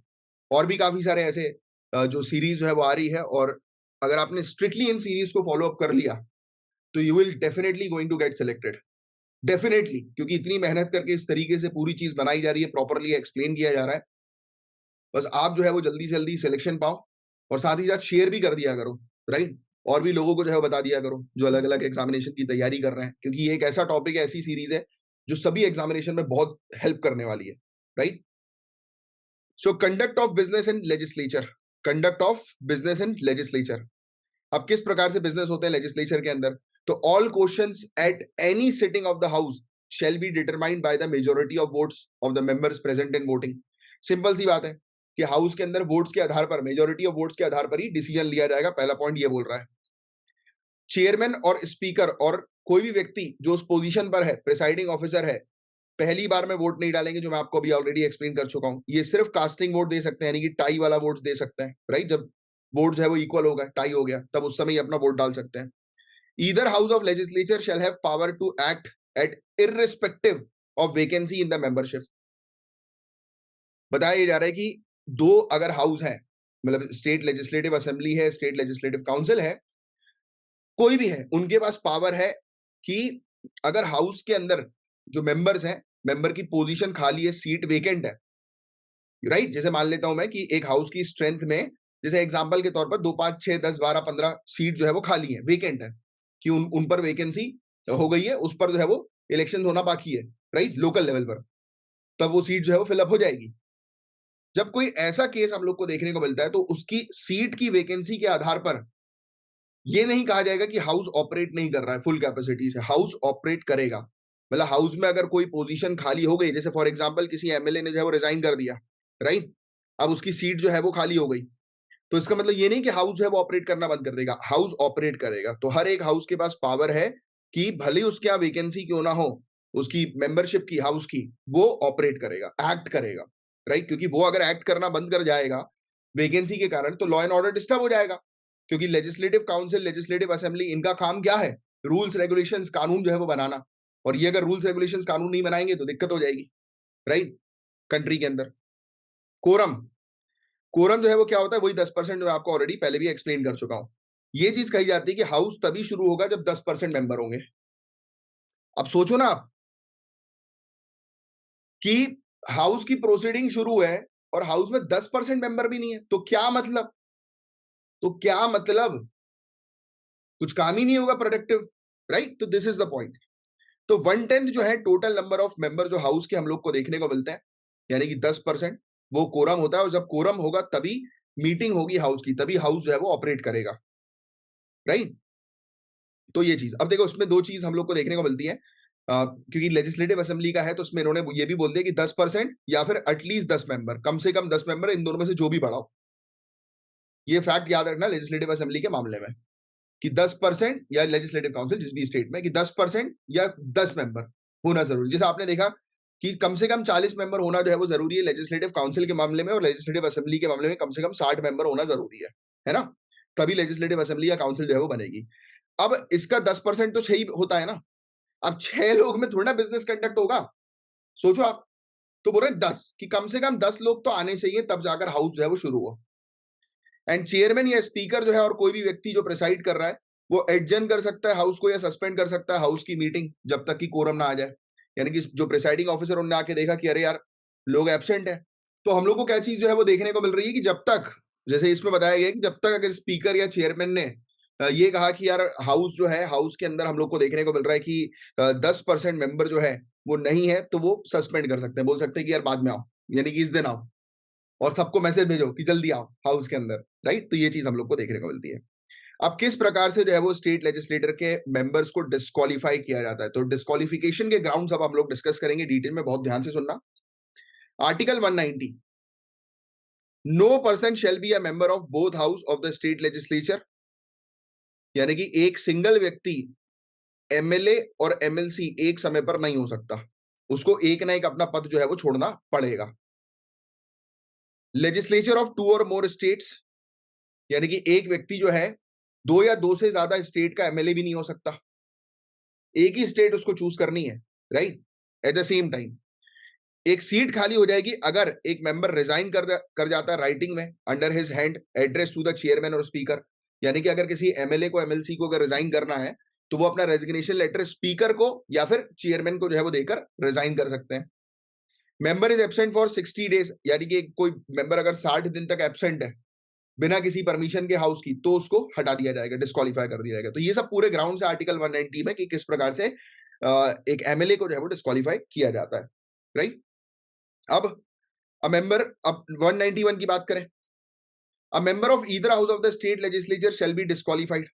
अब देखो एक और कुछ और डिस्क्वालिफिकेशन के ग्राउंड्स हैं कि अगर किसी भी हाउस का जो मेंबर है, यानी कि एमएलए है या एमएलसी है, तो उसको कुछ और ग्राउंड्स के आधार पर डिस्क्वालीफाई किया जाएगा। क्या ग्राउंड्स के आधार पर? If he hold any office of profit specified in the 5th schedule, 5वें शेड्यूल के तहत अगर उसने किसी भी ऑफिस ऑफ प्रॉफिट अगर उसका है, मतलब कि कोई और डिपार्टमेंट में वो है जिसको वो इन्फ्लुएंस कर सकता है अपनी पॉलिटिकल पावर के थ्रू, तो उसको डिस्क्वालीफाई करना है।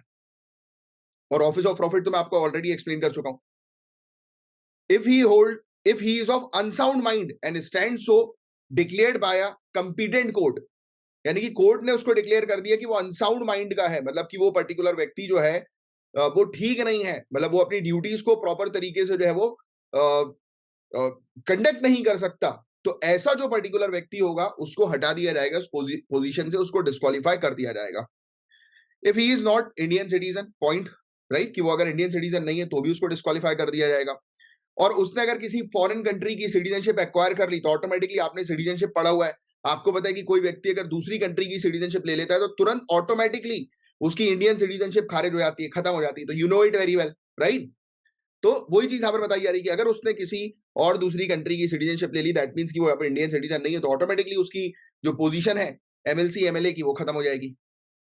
और इसके अलावा if he is disqualified under the 10th schedule, 10th schedule किससे रिलेटेड याद करो, पढ़ा है मैंने आप लोगों को, एंटी डिफेक्शन लॉ, आया राम गया राम जिसको हम लोग बोलते हैं, राइट, 10th शेड्यूल पढ़ा है अपन ने वाला, तो 10th शेड्यूल के तहत जो है उसको डिस्क्वालीफाई कर दिया जाता है, राइट। अच्छा, इसके अलावा आर्टिकल 192, अब decision on question as to disqualification of member, disqualification of a member under article 191 is referred for the decision of the governor and his decision is final।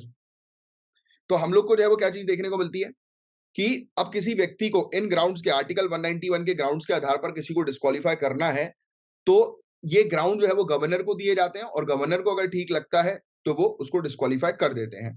And governor जो है वो opinion ले सकते हैं election commission of India का और उसके according वो काम करेंगे डिस्क्वालीफाई करने के लिए। तो ये चीज बस सिंपल सी आर्टिकल 192 में मेंशन्ड है। अब आर्टिकल 193 की जो है वो बात करें, penalty for sitting and voting before making oath और अफर्मेशन अंडर आर्टिकल 188 और व्हेन नॉट क्वालिफाइड और व्हेन डिस्क्वालीफाइड। अगर कोई व्यक्ति डिस्क्वालीफाई हो गया है या फिर वो क्वालिफाइड नहीं है हाउस में बैठने के लिए बट फिर भी वो बैठ रहा है तो उनके खिलाफ जो है वो मतलब उनको पेनाल्टी जो है वो देनी पड़ेगी, राइट।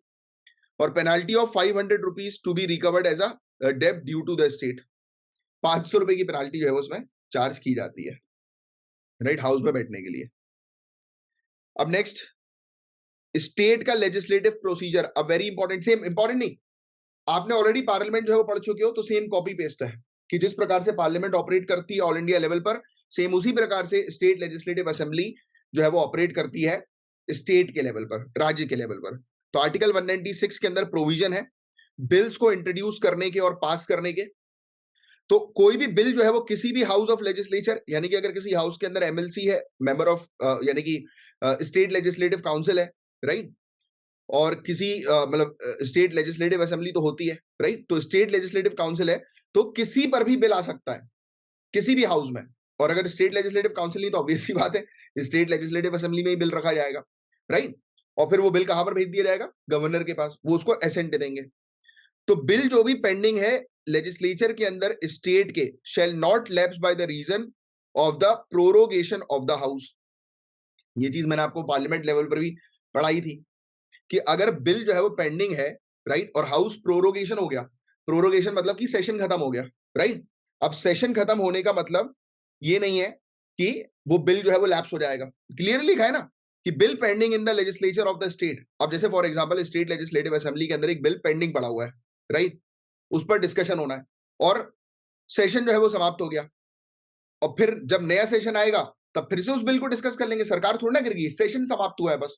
तो प्रोरोगेशन कि हाउस जो है वो भी प्रोरोग हो गया, यानी कि अभी हाउस का सेशन जो है वो समाप्त हो गया।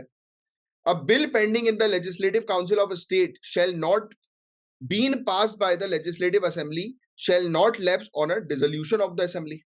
अब अगर स्टेट लेजिस्लेटिव असेंबली अगर डिसॉल्व हो जाती है और बिल जो है वो पड़ा हुआ है किसके पास, जैसे मैं मान लेता हूं कि स्टेट लेजिस्लेटिव काउंसिल के पास ये बिल है, अब इस बिल को लेजिस्लेटिव असेंबली ने पास नहीं किया है तो ऑब्वियस सी बात है कि ये बिल जो है वो कैंसिल नहीं होगा, लैप्स नहीं होगा, क्योंकि ये पड़ा हुआ है किसके पास, स्टेट लेजिस्लेटिव काउंसिल के पास। जब नई सरकार आएगी, लेजिस्लेटिव असेंबली बनेगी तो ये बिल जो है वो उनके पास चला जाएगा, राइट। तो ये चीज है। अब बिल पेंडिंग और passed in legislative assembly of a state but pending in legislative council shall lapse on the dissolution of assembly.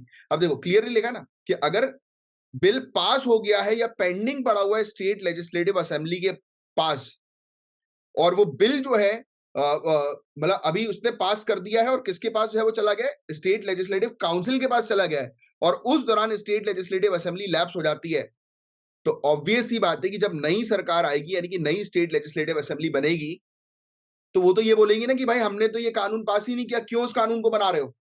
वो तो बोलेंगे ना कि हमारे अकॉर्डिंग कानून चाहिए, कानून बनना चाहिए। तो इसलिए वो पुराना वाला बिल जो होता है जिसको पुरानी असेंबली ने पास कर दिया होता है और भले ही वो स्टेट लेजिस्लेटिव काउंसिल के पास पड़ा हो, पेंडिंग पड़ा हो, तो भी वो लैप्स हो जाएगा, क्योंकि मेन रोल किसका है, main role state legislative assembly का है, क्योंकि लोग उनको डायरेक्ट चूज करते हैं, डायरेक्ट इलेक्ट करते हैं।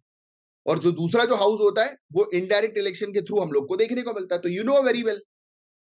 अब आर्टिकल 197 की हम लोग बात करें तो रिस्ट्रिक्शन होते हैं, यानी कि स्टेट लेजिस्लेटिव काउंसिल की बिल को लेकर पावर पर रेस्ट्रिक्शंस होते हैं कुछ। देखिए अब बिल पास बाय द, अब ये टॉपिक ध्यान से सुनना नहीं तो कंफ्यूजन होगा, बहुत ध्यान से पूरा एक एक वर्ड को ध्यान में रखना और ध्यान देना। A bill passed by the legislative assembly of a state is transmitted to the legislative council. पहली कंडीशन क्या बोल रही है? लेजिस्लेटिव असेंबली जो है उसने बिल जो है वो भेज दिया लेजिस्लेटिव काउंसिल के पास. If legislative council rejects the bill, यानी कि अगर लेजिस्लेटिव काउंसिल ने बिल रिजेक्ट कर दिया, 3 months elapse without the bill being passed, यानी कि 3 महीने इन लोगों ने लगा दिए, लेजिस्लेटिव काउंसिल ने बिल को बिना पास किए. passes the bill with an amendment to which the legislative assembly does not agree, तो इसने अमेंडमेंट कर दिया और जिस अमेंडमेंट को लेजिस्लेटिव असेंबली एग्री नहीं कर रही है. सो द लेजिस्लेटिव असेंबली में pass the bill again in the same और in any subsequent session with or without such amendment, and legislative assembly then transmit the bill so as pass to the legislative council. मतलब कि money bill को छोड़कर, क्योंकि money bill जो है वो रख नहीं सकती है लेजिस्लेटिव काउंसिल 14 दिन से ज्यादा. आपको ऑलरेडी पता है इस चीज के बारे में, 14 डेज मनी बिल का क्लॉज, क्योंकि आप ऑलरेडी पढ़ चुके. ये पूरी चीज कॉपी पेस्ट होती है, मतलब एक प्रकार से यूनियन लेवल का जो भी आपने पढ़ा है ये पूरा उसका जो है वो रिवीजन है एक प्रकार से स्टेट लेवल पे आप लोगों के लिए. बट आपको सिर्फ आर्टिकल पर ध्यान रखना है, राइट? क्या चीज हमने सीखी और क्या चीज समझी, इसको मैं रिपीट करता हूं, बात को ध्यान से सुनना. स्टेट लेजिस्लेटिव असेंबली ने एक बिल पास किया. बिल कहां गया? लेजिस्लेटिव काउंसिल के पास, मनी बिल को छोड़कर, क्योंकि मनी बिल पर लेजिस्लेटिव काउंसिल के पास जो है वो पावर नहीं होती है. अब इनके पास पावर क्या है? उस बिल को रिजेक्ट कर सकते हैं, पहली पावर. दूसरी पावर इनके पास जो है वो क्या है कि 3 महीने तक अपने पास चुपचाप लेकर बैठ सकते हैं बिना कुछ किए. और तीसरी पावर यह है कि वो बोल सकते हैं कि अरे नहीं नहीं, ये बिल जो है वो इसमें ये चीजें चेंज करिए, और फिर वो भेज देंगे लेजिस्लेटिव असेंबली के पास. तो जब ये 3 चीज हो जाती है, फिर लेजिस्लेटिव असेंबली ने देखा कि अरे यार हमारा बिल रिजेक्ट हो गया, तो फिर वो एज इट इज बिल बनाएंगे सेम, उसको भेजेंगे लेजिस्लेटिव काउंसिल के पास. तो लेजिस्लेटिव काउंसिल को पास करना पड़ेगा. यानी कि पहली बार की पावर रहती है बस कि उसको रिजेक्ट करने की, दूसरी बार अगर बिल आ गया तो पास करना पड़ेगा. आप बोलोगे कि अरे यार फिर क्या ही मतलब है लेजिस्लेटिव काउंसिल के रहने का? ये आएगा ना दिमाग में कि यार जब इसके पास पावर ही नहीं है तो क्या ही मतलब ये है आप कर रहे हो तैयारी सिविल सर्विसेज की या जिस भी गवर्नमेंट एग्जामिनेशन की, तो ऑफिसर बनने की तैयारी कर रहे हो. आपको एक चीज पता होनी चाहिए, परमानेंट बॉडी है. जिस समय अगर लेजिस्लेटिव असेंबली नहीं होगी तो लेजिस्लेटिव काउंसिल जो है वो काम करेगी rules regulations law and order बनाने का. तो दैट्स व्हाई, राइट? सो एक बार दोबारा से जब बिल इसके पास जाता है लेजिस्लेटिव काउंसिल के पास, तो लेजिस्लेटिव काउंसिल को उस बिल को पास करना होता है. सेकेंड कंडीशन, अगर 3 महीने ने रख दिया तो लेजिस्लेटिव असेंबली बोलेगी क्यों भाई 3 महीने हो गया, फिर से बिल देगी और फिर लेजिस्लेटिव काउंसिल को जो है वो पास करना पड़ेगा. तीसरी, अगर उन्होंने कोई अमेंडमेंट करके भेजा है और लेजिस्लेटिव असेंबली ने अमेंडमेंट को खारिज कर दिया फिर बिल भेज दिया, तो बिल पास उनको करना पड़ेगा. पॉइंट क्लियर हो गए पूरे के पूरे? कोई डाउट तो नहीं किसी प्रकार का? आगे बढ़े, अब आ गया आर्टिकल 198.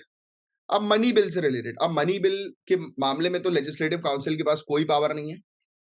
एक मनी बिल जो है वो पहली चीज तो लेजिस्लेटिव काउंसिल में इंट्रोड्यूस ही नहीं हो सकता. कोई भी ऑर्डिनरी बिल दोनों हाउस में कहीं पर भी इंट्रोड्यूस हो सकते हैं, बट मनी बिल जो है वो लेजिस्लेटिव काउंसिल में इंट्रोड्यूस नहीं होगा, वो सिर्फ और सिर्फ लेजिस्लेटिव असेंबली में इंट्रोड्यूस होगा. और लेजिस्लेटिव काउंसिल जो है वो 14 दिन के अंदर अंदर उनको जो है वो बिल को पास करना पड़ेगा, और अगर उन्होंने 14 दिन के अंदर अपना रिकमेंडेशन नहीं दिया तो बिल पास माना जाएगा. और लेजिस्लेटिव असेंबली एक्सेप्ट कर सकती है, रिजेक्ट कर सकती है किसी भी रिकमेंडेशन को लेजिस्लेटिव काउंसिल के, वो पहले ही हम लोग पढ़ चुके हैं. अगर लेजिस्लेटिव काउंसिल जो है वो बिल को रिटर्न नहीं करती है लेजिस्लेटिव असेंबली के पास 14 दिन के अंदर, तो मैंने आपको बता ही दिया कि वो बिल जो है वो ये मान लिया जाएगा कि दोनों हाउस ने पास कर दिया है. तो ये कुछ चीजें हैं जिसके बारे में आपको ध्यान में रखना है. अब एक बिल है, स्टेट लेजिस्लेटिव असेंबली के पास गया, स्टेट लेजिस्लेटिव काउंसिल के पास गया, और फिर किसके पास जाएगा? गवर्नर के पास. तो वो गवर्नर क्या करेंगे? एसेंट देंगे उस बिल को. बट गवर्नर के पास यहां पर बहुत सारी पावर है. सो आर्टिकल 200 के बारे में बात करते हैं, एसेंट टू बिल. तो कोई भी बिल जो पास किया जाता है लेजिस्लेचर ऑफ स्टेट के द्वारा, तो वो कहां पर भेजा जाता है? गवर्नर के पास भेजा जाता है. गवर्नर उस पर एसेंट देते हैं. गवर्नर जो है वो बिल को एसेंट दे सकते हैं फर्स्ट इंस्टेंस पे, यानी कि पहली बार भी गवर्नर बोल देंगे कि बिल को पास माना जाए, या फिर बिल रिटर्न कर सकते हैं अगर वो मनी बिल नहीं है तो, क्योंकि मनी बिल गवर्नर भी नहीं रिटर्न कर सकते, ये चीज आप जानते हो. और कोई ऑर्डिनरी बिल है तो गवर्नर वापस दे सकते हैं कि लो पकड़ा, फिर या फिर बोल सकते हैं कि नहीं नहीं नहीं, ये बिल मैं ऑनरेबल प्रेसिडेंट को दिखाऊंगा और उनसे पूछ कर जो है वो बताऊंगा कि इस बिल को पास करना है कि नहीं करना है, तो अपने पास रख सकते हैं। और जो भी बिल गवर्नर के द्वारा रिटर्न किया जाता है और फिर उसको दोनों हाउसेस ने पास कर दिया विद और विदाउट अमेंडमेंट, यानी कि गवर्नर ने ये बोला हाउस को कि भाई एक बार यार चेक कर लो, फिर से देख लो, ये मेरे रिकमेंडेशन ये डाल दो बिल के अंदर, बट उन्होंने नहीं डाले, फिर से बिल जो है वो गवर्नर के पास भेज दिया, तो उस केस में क्या होगा, तो गवर्नर जो है उनको उस केस में एसेंट देना होगा। गवर्नर उस केस में अपना एसेंट रोक नहीं सकते, बट गवर्नर जो है वो बिल को रिजर्व करके रख सकते हैं ऑनरेबल प्रेसिडेंट के लिए। और सो डेरोगेट पावर जो होती है वो हाई कोर्ट की हम लोग को इस केस में जो है वो देखने को मिलती है, right. If it become laws, यानी कि अगर वो कानून बन जाता है तो हाई कोर्ट जो है, अब ऑब्वियसली बात है, आपको पता है कि ऑनरेबल सुप्रीम कोर्ट और जो हाई कोर्ट्स हैं इनके पास पावर है कि ये अगर देख रहे हैं कि कोई कानून जो है वो अगर सही नहीं है तो वो उस कानून को नल एंड वॉइड भी डिक्लेयर जो है वो कर सकते हैं, दैट्स इट। तो सिंपल सी चीज हम लोग को जो है वो गवर्नर की देखने को मिलती है। अब article 201, bill reserve for consideration. एक बार बिल जैसे गवर्नर ने ऑनरेबल प्रेसिडेंट को दिखाने के लिए रख लिया, तो ऑनरेबल प्रेसिडेंट क्या करेंगे, प्रेसिडेंट या तो उस बिल को क्लियर कर देंगे, एसेंट दे देंगे कि चलो कानून बना दो, सही है, या फिर गवर्नर को बोलेंगे कि बिल को हाउस को रिटर्न कर दो, गवर्नर को बोलेंगे कि जाओ बिल को वापस दो हाउस को और बोलो कि ये चीजें सही करें। और जो रिटर्न बिल जो है उसे रिकंसिडर किया जाता है हाउस के द्वारा 6 महीने के अंदर अंदर। और अगर बिल फिर से पास कर दिया गया हाउस के द्वारा बिना किसी अमेंडमेंट के, तो ऑब्वियस ही बात है कि प्रेसिडेंट को जो है वो बिल पर एसेंट देने के लिए बाउंड नहीं होना पड़ेगा। क्योंकि जनरली हम लोग पार्लियामेंट के लेवल पर देखते हैं कि पार्लियामेंट के लेवल पर अगर बिल दोबारा से प्रेसिडेंट के पास आ जाता है तो प्रेसिडेंट बाउंडेड होते हैं उस बिल को जो है वो कानून बनाने के लिए। बट स्टेट के केस में ज्यादा पावर जो है वो सेंटर के हाथ पे, ऑनरेबल प्रेसिडेंट अपने पास रख लेंगे और उस पर कोई जवाब नहीं देंगे, that is called pocket veto. इसको हम लोग बोलते हैं पॉकेट वीटो, राइट। इस पावर को डिस्क्रिशनरी पावर जिसको जो है वो कहा जाता है। तो ये था एक पूरा ओवरऑल टॉपिक, उम्मीद करता हूँ पूरी चीज आपको अच्छे से क्रिस्टल क्लियर समझ में आ गई होगी।